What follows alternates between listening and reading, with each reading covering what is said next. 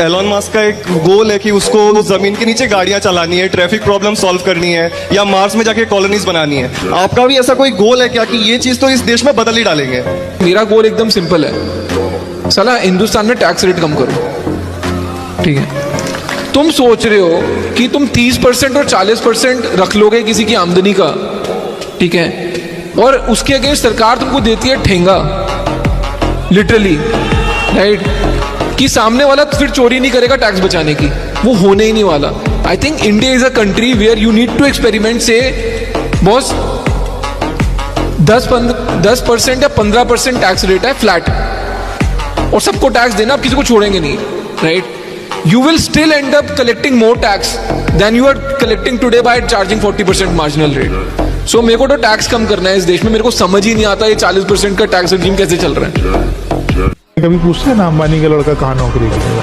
पूछते हैं? नहीं काम नहीं पूछेंगे। मतलब अंबानी पे बहुत बड़ी बात मैंने कह दी, यहाँ का छोटा मारवाड़ी के छोटे से जैन फैमिली का एक अच्छा सा बिजनेस सेटअप हो, तो आप कहीं पूछने जाते हैं आपका बच्चा क्या करता है? नहीं, हमसे सब पूछते हैं। एक मिडिल क्लास फैमिली से सब लड़का खड़ा होता है, बेचारा पढ़ रहा होता है, सबसे पहला क्वेश्चन उससे पूछा जाता है क्या कर रहे हो।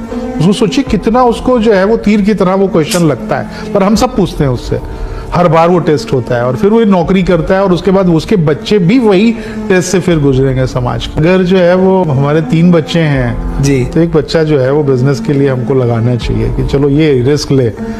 अगर हस्बैंड वाइफ दोनों हैं और एक जॉब कर रहा है तो दूसरे को घर से ही काम शुरू करना चाहिए, पर करना चाहिए। हर घर से कारोबारी निकलेगा तो वो एक जनरेशन को बदल देगा। करेक्ट है। बिजनेसमैन का सोच हमेशा अलग होती है।